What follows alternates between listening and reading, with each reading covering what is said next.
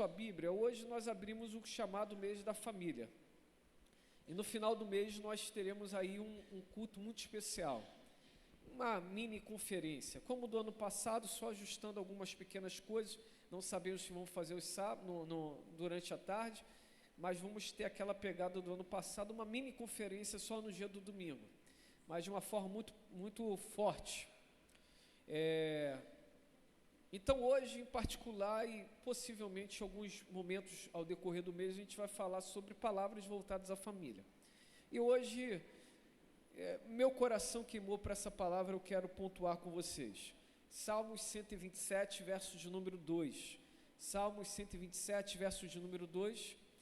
Trabalharemos a temática em Deus podemos confiar. Em Deus podemos confiar. Salmo 127, verso 2 diz: inútil será para vocês levantar cedo e dormir tarde, trabalhando arduamente por alimento, pois Ele concede o sono a quem Ele ama. Você pode botar na versão King James também, só para a gente fazer uma comparação muito legal nisso. Os obstinados que retardam seu sono até a alta noite, acordam antes do amanhecer e idolatram o trabalho. Não alcançarão os bens que o Eterno concede aos que o amam, mesmo quando esses estão repousando. Em Deus podemos confiar. Você pode falar isso comigo? Em Deus podemos confiar. Em Deus podemos confiar. Interessante que o sono é uma realidade para todos, mas é também perceptível que quando estamos dormindo, dependendo do estado que estamos vivendo, sem dúvidas nos deixa vulneráveis. Se nós falarmos do sono para quem está na guerra, o sono pode ser o momento exato que o inimigo pode ali arquitetar e efetivar um ataque, e pode ser inclusive mortal. Quando estamos falando em momentos de grandes apertos, pode ser que alguns entendam inclusive que o dormir é um estado indevido e até mesmo desnecessário. Ouvi um tempo atrás alguns coaches que diziam que o dormir é inútil, porque o trabalhar que é o ponto necessário. Evidentemente que eles estavam pontuando sobre a importância de trabalhar arduamente para cada vez mais alcançar riquezas. Um dia eu estava ainda ouvindo um outro coach e ele dizia o seguinte, que a riqueza ela é gerada e não tem fim, porque o lucro ele é infindável. E para isso você precisa montar uma estrutura em que não apenas você trabalhe, mas a estrutura trabalhe por ti, e enquanto ela está trabalhando por ti, você vai abrindo outros e outros e outros negócios. Essa semana mesmo eu estava pensando justamente sobre a escravidão, e percebi algo, não sei se você pensa como desta forma, mas em minha mente teve sentido. Antigamente o escravo era aquele que era capturado pelos seus pares e vendido para pessoas outras. Ele na maioria das vezes trabalhava sem receber e comia daquilo que o seu senhor permitia que comesse. Passado um período de tempo, com a libertação dos escravos, uma nova modalidade foi estabelecida, onde os escravos recebiam por aquilo que trabalhava. Todavia, por causa do nível elevado de trabalho, aquilo que ele trabalhava tinha que ser investido naquilo que ele iria consumir, e neste caso, na comida, na bebida, nas vestimentas e na casa. Então aqueles senhores que havia ali os libertado, estabeleceram as mercearias dentro das suas maravilhosas áreas, estabeleceram as alfaiaterias em suas maravilhosas áreas, e também as casas ainda de choupana que ali estavam naquela propriedade, passaram a também ser pagas. Então aqueles escravos que levaram o nome de livres e que passaram a receber um dinheiro, na verdade no final das contas, trabalhava para aqueles senhores, e também o dinheiro que recebiam devolviam para aqueles senhores por aquilo que eles estavam ali desenvolvendo. Eu não sei você e como você enxerga a vida nos dias de hoje, mas me parece que às vezes não pessoas, mas o sistema continua nos deixando escravizados. Nós trabalhamos para ter casas, mas essas casas não se sustentam sozinhas. Se nós não pagarmos o imposto, esse sistema vai lá e processa e pode, inclusive, barganhar e tirar a sua casa. Você precisa da luz, mas se você não pagar a luz, esse sistema corta, ainda pode, através de processos, tirar outras coisas que você possui. Você precisa comer. E apesar da fruta dar em pé, que não tem imposto, porque é uma semente que é colocada no chão, mas se você quiser comer uma fruta vinda de um mercado, de um hortifruti, você tem que pagar um imposto sobre ela. E se você resolver plantar na sua terra, você vai descobrir que na sua terra você precisa pagar um imposto para produzir na sua própria terra que você comprou. De alguma forma ou outra, parece que a vida está apertando de tal forma que nos faz entender que para mantermos aquilo que temos, precisamos trabalhar ainda mais. E, diante disso, com o agravar da dificuldade do viver, parece, não sei vocês, mas parece que nós estamos trabalhando muito mais, e cada vez mais. Vira para o teu irmão e fala, qual é a tua percepção? Está tranquilo de trabalhar ou você acha que tem que trabalhar também mais?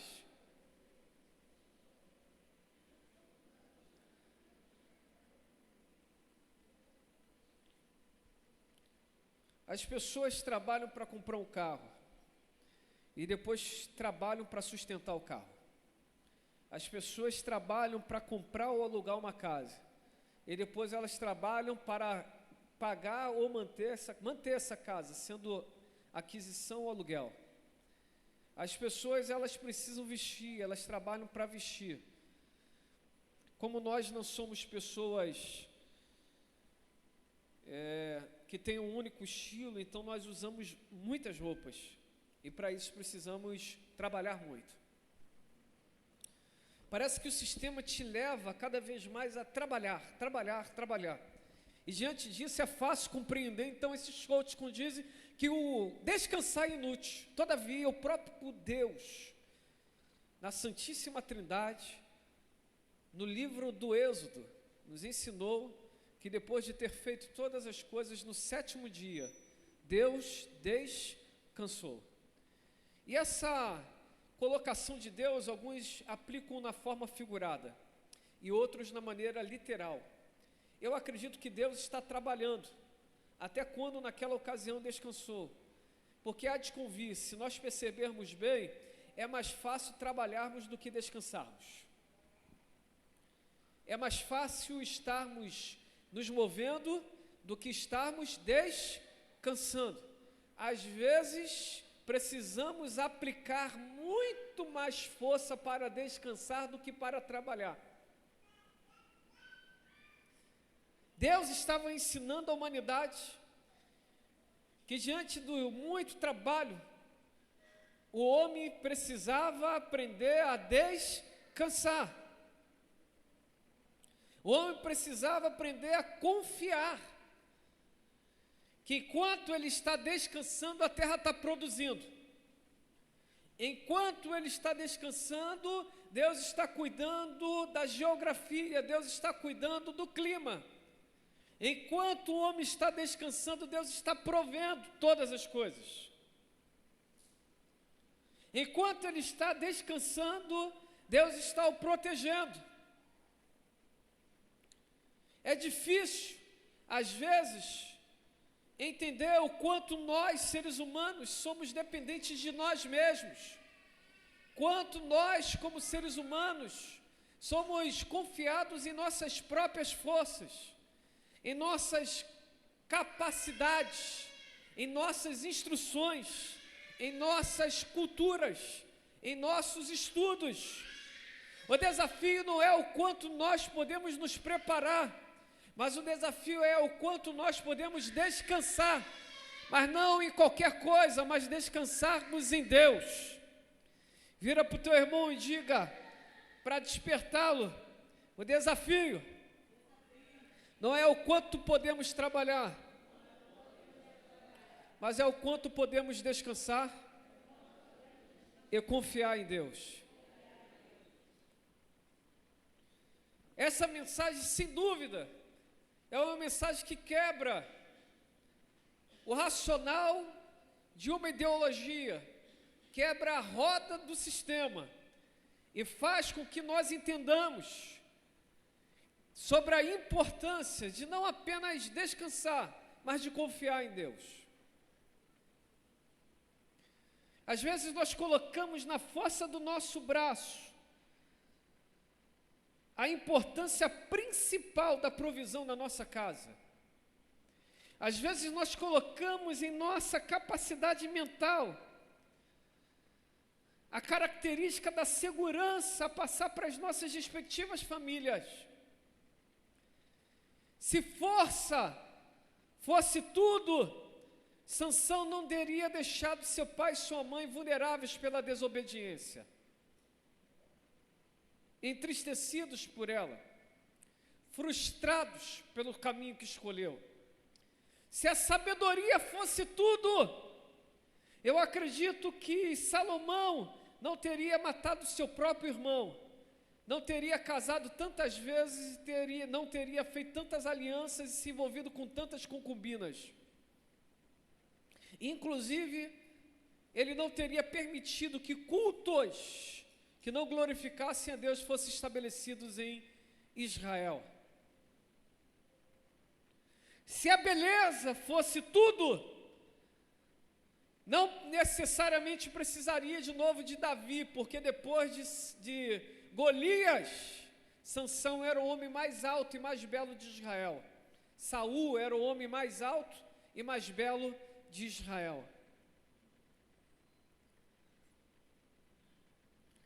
Se coragem fosse tudo, Davi não teria caído com Betseba, não teria planejado a morte de Urias e não teria sido omisso na criação dos seus pais. Era corajoso, mas tinha vulnerabilidades em seu respectivo coração.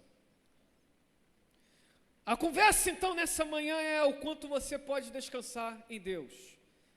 Pontuando sobre a temática da mensagem é o quanto você consegue confiar em Deus. Se você estivesse em um penhasco, de alguma forma tivesse despencado nessa grande muralha, e a neblina tivesse alcançado ao ponto de você não enxergar 1 centímetro abaixo de você, e se você, como aquela história conta, estivesse clamando a Deus, e no meio daquela neblina a voz de Deus ruge, dizendo: largue a corda que ainda te sustenta. Como você talvez conheça essa história, Deus falou com aquele alpinista por 3 vezes. E por 3 vezes aquele alpinista preferiu confiar na força em segurar aquela corda do que simplesmente descansar e confiar e largar a corda. Em resumo da história, na manhã do dia seguinte os bombeiros encontraram o alpinista. E lamentavelmente, por causa do clima, ele estava seguro na corda e morto. E a constatação foi que aquele alpinista estava a menos de 1 metro do chão. Se ele tivesse ouvido, se ele tivesse confiado, ele teria vivido e não morrido. O salmista pontua justamente não para a vulnerabilidade do descansar, do dormir, mas a confiança que, independente do momento, em Deus ele tinha. O salmista olha para Deus e diz assim: inútil é trabalhar até tarde, comer o pão de dores, porque aos seus amados dá, enquanto dorme. A versão NVI diz: porque aos seus amados ele dá o sono. A versão King James diz: e ele abençoa enquanto estão dormindo. Olha que coisa maravilhosa! Existem pessoas que não conseguem dormir, e Deus está dizendo: o não dormir é um estado de não confiança na provisão de Deus. Ai, me desculpa que eu te machuquei se falar nisso. Mas sabe uma coisa? Deus me chamou para ser pastor. E pastor, às vezes eu falar uma coisa: Um dia eu estava sem sono, a ansiedade bateu o coração, e não foi só um dia, foram vários momentos, e até hoje, quando ela tenta bater no meu coração e dá aquele taquicardia quando estou dormindo, você dorme, vive isso, eu também vivo. Um dia eu estava conversando com uma pessoa, você não sabe que eu vivo essa ansiedade, eu falei, prazer, a ansiedade não é minha, mas eu convivo com ela já há alguns anos. Mas olha, no nome de Jesus ela já está batendo em retirada, porque eu não aceito ela na minha vida. Quando essa indivídua tenta bater na porta da minha mente e no recôndito do meu coração, nos primeiros momentos ficava, estou passando mal, mas hoje eu levanto a cabeça, continuo deitando e diz, em Deus eu confio. Em Deus eu confio. O sono não é inútil, o sono é necessário. Se a Bíblia diz que nós temos que descansar, eu preciso descansar. Deus, toma minha mente, toma o meu coração. Eu pego as minhas preocupações e não entrego no seu altar. Eu pego as minhas preocupações, como diz em Pedro, e lanço diante do Senhor. A força que eu exerço não é mais sobre como eu vou resolver. A força que eu exerço é Deus está aí nas tuas mãos, porque eu já não consigo resolver isso.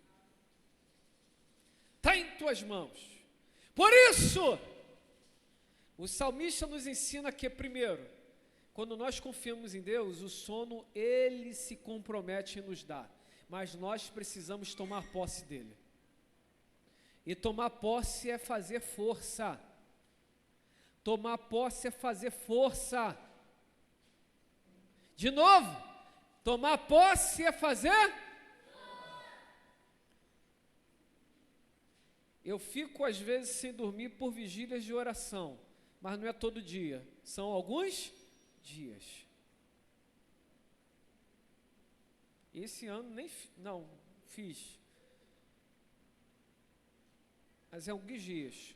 Passa do momento, tem alguma coisa errada e precisa ser vista com seriedade, porque a bênção de Deus é que nós dormamos. Eu fico acordado à noite e durmo durante o dia. Psicologicamente pode ter alguma brecha e vulnerabilidade ali. E eu sou pastor, não sou psicólogo. Tem pastor que acha que é psicólogo, tem pastor que acha que é advogado, tem pastor que acha que é engenheiro, tem pastor que acha que é juiz, tem pastor muito às vezes, sabe, altivo, que acha que é tudo na vida. Não, pastor, sou pastor, não estudei para ser psicólogo. Mas eu acredito que tem algumas coisas que a gente tem que sentar com especialistas. E tem outras coisas que nós temos que tomar posse pela fé. Falar, não, está errado isso aqui. Tem pessoas que acreditam que passar a noite em claro é um sacrifício para Deus. Deus não quer sacrifício de tolo, porque durante o dia Ele nos deu para trabalhar e à noite para dormir. Estou pegando pesado com essas palavras? Estou machucando? Eu falo por amor tão incrível, porque assim como vocês, eu também tenho dificuldades, mas eu entendi que o sono é necessário. É necessário. Mas o salmista também pontua que aquilo que nós precisamos, Deus dá enquanto nós dormimos. Quando você lança a semente no chão, você consegue ficar o tempo todo lá olhando a semente? O que você tem que fazer? Descansar, confiar. Você só tem que ter os cuidados preventivos, de ir lá e regar, de ver que tem alguma sujeira e limpar a área, adubar. Está aí uma irmã que cuida da roça e sabe muito bem. Mas sabe qual é lindo? Enquanto você está desenvolvendo outras coisas, aquela semente está criando vida, e que a pouquinho o broto surge, que a pouquinho a árvore nasce, e que a pouquinho os frutos estão sendo dados. Confia no processo do tempo. A nossa maior dedicação teria que ser reconhecer o local e selecionar melhores sementes e colocar nessa terra boa. E o restante, meu irmão, é cuidado preventivo, porque crescimento quem dá é um planta e outro rega, mas quem dá crescimento é Salmista então nos mostra que A atenção do texto não é sobre a vulnerabilidade do sono ou do descanso, mas é na confiança que enquanto está dormindo, Deus está trabalhando. E olha que coisa legal, enquanto ele está dormindo, Deus está o protegendo. Enquanto ele está dormindo, Deus está provendo tudo. Fala para o teu irmão de novo, para não deixar ele dormir, fala. O texto fala de duas palavras, proteção e provisão.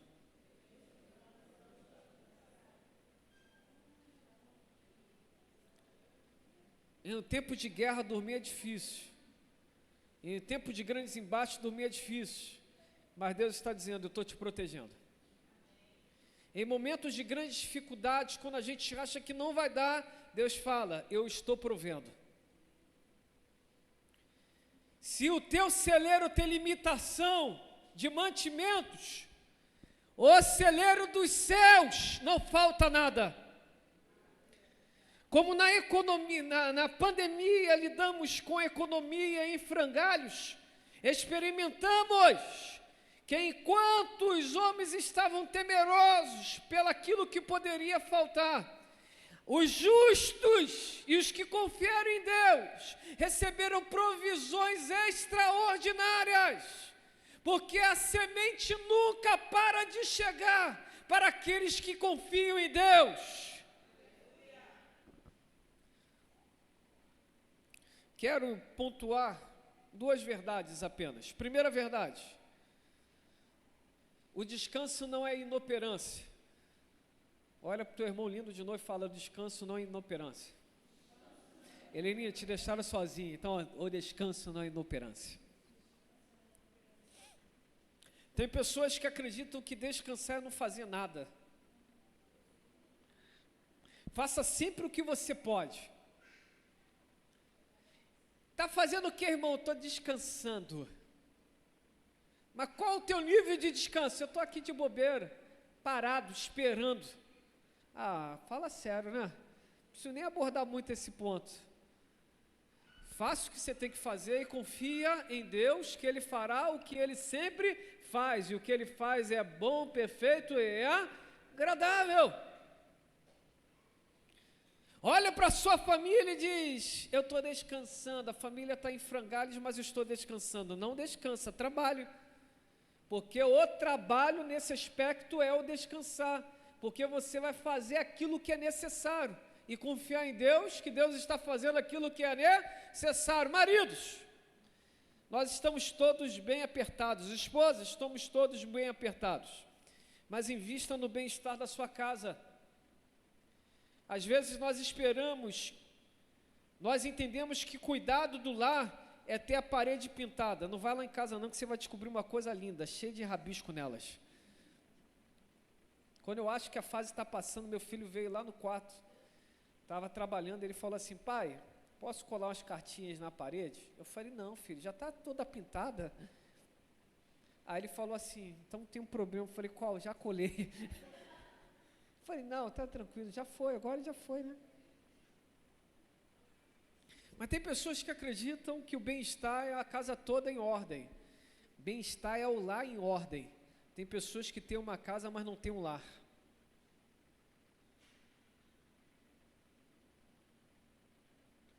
A casa você constrói com tijolo e cimento. O lar você constrói com comunhão, amizade, respeito, mutualidade. Amor, correção às vezes. Invista no bem-estar do seu lar, da sua família. Olhe para a necessidade da casa. Tem alguns que falam assim, pastor, não entendo os irmãos às vezes. Eu vou cuidar da minha casa. Vai, eu não vou na igreja que eu vou passear no domingo. Ué, mas não tinha sábado para passear, não é? Falo mesmo, como fala, falo mesmo. Logo no domingo? Descobriu a roda? Não, eu trabalho, aí é outra coisa, né? É outra coisa.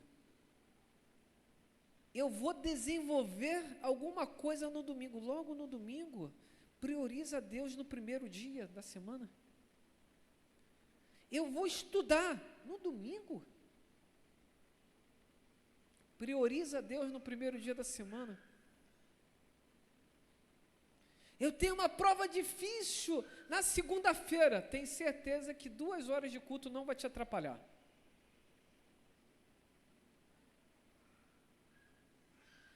Priorize o bem-estar da sua família. Pais, saiam com as suas famílias. Se divirtam com as suas famílias. Mas pais, por favor, não deixe de ensinar os seus filhos sobre a prioridade do culto ao Senhor. Não deixe. Priorize os ensinamentos. Descansar não é inoperância. Lembre-se do corredor. Depois de alguns metros, as pernas começam a enrijecer. A cãibra, quem já correu, sabe que é algo natural para aqueles que correm. Nas primeiras corridas a gente sente muito, mas depois a gente passa a trabalhar com elas. A gente passa a pisar de forma correta. As dores na coluna para quem corre, descobre que em vez de botar o calcanhar primeiro, deve aliviar ali na ponta do pé. E aí vai eliminando a pancada violenta da lombar. Parece que a corrida nos ensina muita coisa, o movimento nos ensina muita coisa. Não existe uma cartilha para o cuidado da família. Cada um precisa identificar exatamente qual é a necessidade da família e aplicar a solução ali. Se é o cuidado, cuidado. Se é a diversão, a diversão. Se é o lazer. Se é a espiritualidade, a espiritualidade. Se é o elogio, elogio. Eu falei elogio, meu coração queimou. Existem tantas casas que já não existe o elogio mútuo. Elogie direto. Faça com que o elogio tenha o seu valor. Na hora certa, aplique o elogio. Mas é interessante que depois de um tempo, quando estamos correndo, a nossa mente tenta voltar-se, não para a trajetória, mas para a linha de chegada. E é muito comum a gente fazer esquemas mentais, dizendo assim, falta só mais os 5 metros, falta só mais 10 metros, corre mais um pouquinho. E a gente chega aos 10 metros e fala assim, a mente fala assim, parou! E a gente reprograma a mente dizendo, mais 10 metros, mais 10 metros. Lembre-se do corredor em uma maratona, você precisa ser assim também. Se você está desistindo da sua casa, corra mais 10 metros.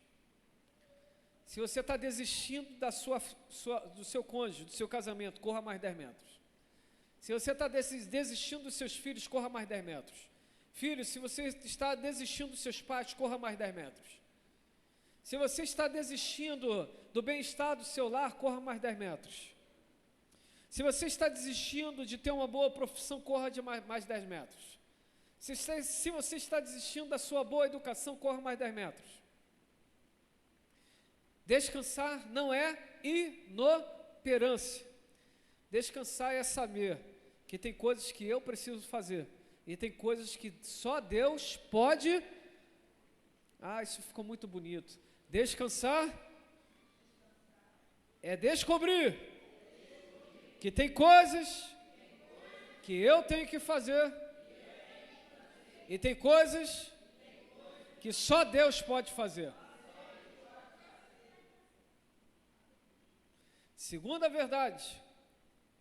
Essa verdade ficou muito bonita. Até eu falei, meu Deus, consegui escrever isso? Olha que linda a verdade. O céu age 24 horas por dia e 7 dias na semana. Eu escrevi assim, o céu age 24/7. Eu falei, meu Deus, que inspiração foi essa? 24/7. E eu estava na galeria olhando essa igreja, orando ao Senhor por algumas coisas, e veio assim, falei, enquanto nós estamos dormindo, Deus está, meu Deus,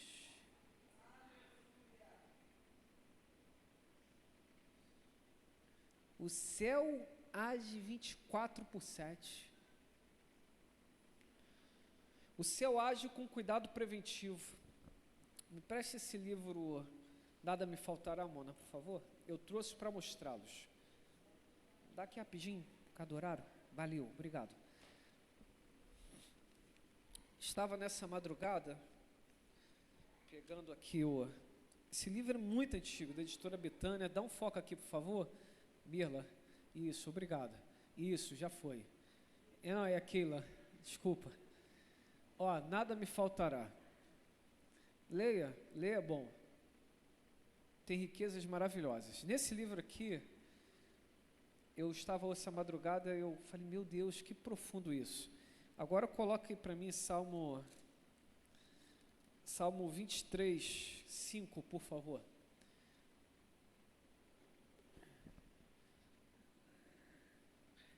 Tu preparas um banquete para mim na presença dos meus inimigos, me honras, ungindo a minha cabeça com óleo e fazendo transbordar o meu cálice. Põe na versão NVI agora. Nova versão Almeida atualizada. Melhor. Preparas uma mesa, olha só, na versão King James banquete, na versão Almeida atualizada mesa. Na presença dos meus adversários, unge a minha cabeça com óleo e o meu cálice transborda. Vamos lá. Salmo 23. O pastor, ele não trabalha apenas no momento pontual, ele trabalha também da forma preventiva. No período do inverno, ele estabelece um lugar de segurança para as ovelhas. Ainda que eu passasse pelo vale da sombra da morte, não temerei, porque tu estás comigo, a tua vara e o teu cajado me consolam.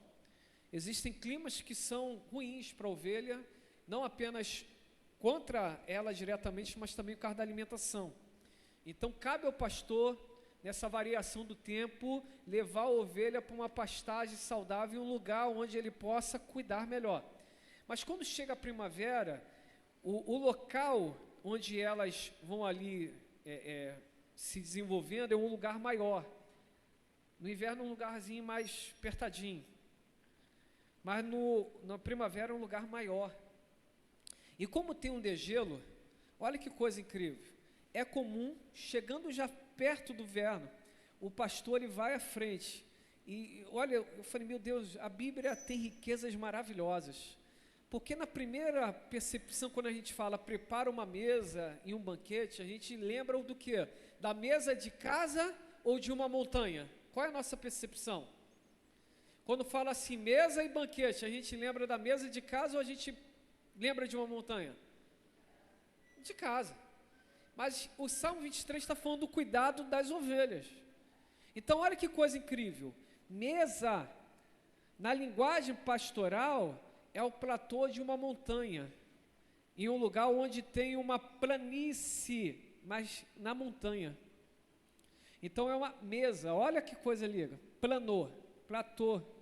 Não parece uma mesa? A mesa é reta.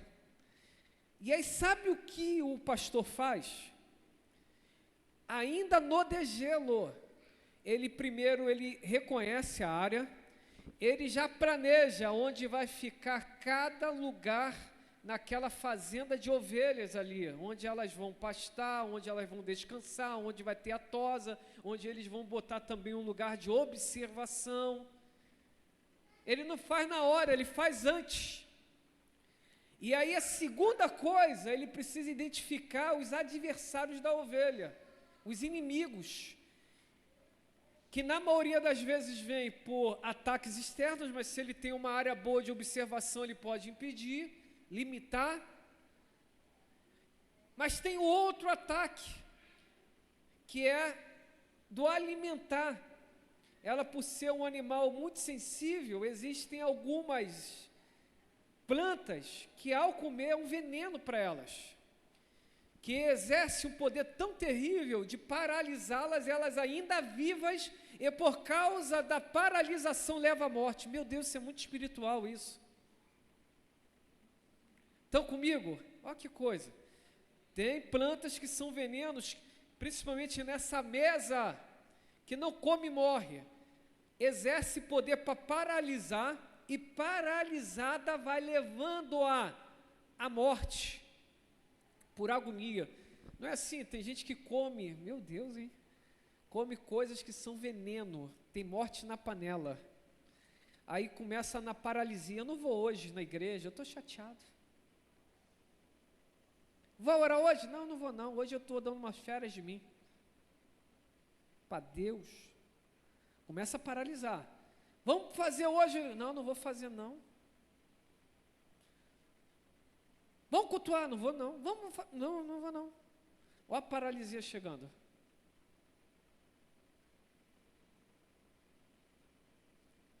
Mas sabe qual o fim dessa paralisia? Como diz Salmo, é a morte. Então o pastor ele se incumbe, falei errado, incumbe em preventivamente reconhecer o local. E sabe o que ele faz? Quando tem essas plantinhas mais longe do lugar de pastagem, ele só cerca. Mas quando essas plantinhas estão no lugar da pastagem, ainda no degelo, ele juntamente com a equipe começa a tirar essas plantinhas que podem levar as ovelhas à morte. Enquanto você está dormindo, Deus está tirando da tua vida aquilo que está te levando à paralisia e morte.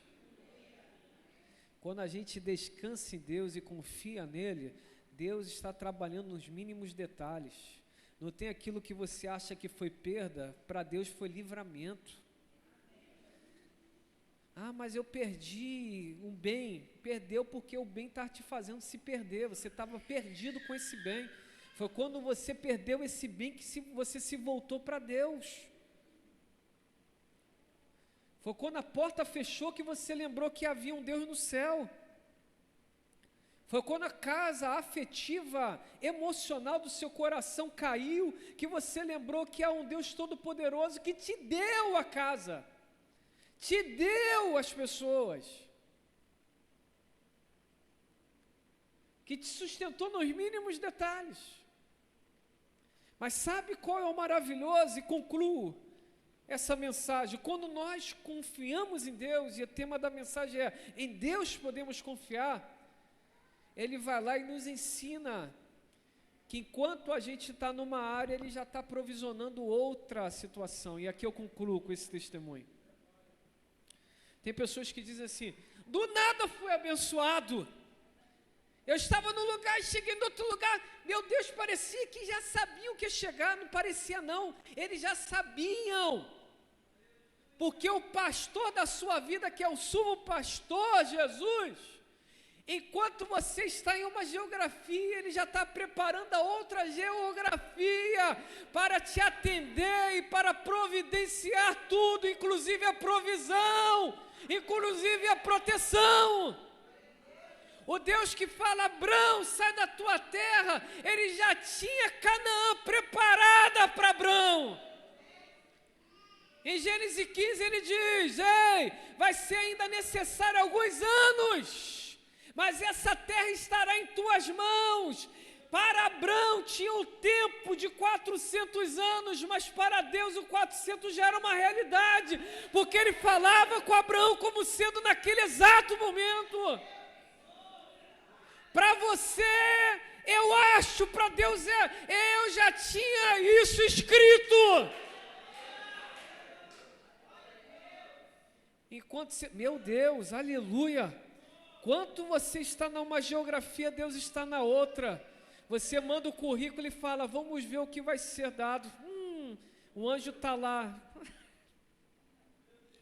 Tira do final. Vai, olha aí. Mas ele é ímpio. Deus usou até Ciro, usou Nabucodonosor, não vai usar outra pessoa? Vai lá. É esse aqui. É esse aqui. É esse aqui. É esse aqui. Um dia, sobre uma questão judicial, uma pessoa, estava orando muito, uma pessoa, concluo com esse testemunho, do nada falou assim: estava orando pela sua vida. Eu falei: fala. Deus falou que recomeço vai ser difícil, mas eu vejo papéis se movimentando. e Deus tira das mãos de homens e pega para si esse papel. Sua resposta vem de Deus. Sua resposta vem de Deus. A sua vida está nas mãos de Deus. Vamos orar, terminar? Em Deus podemos confiar, em Deus podemos descansar.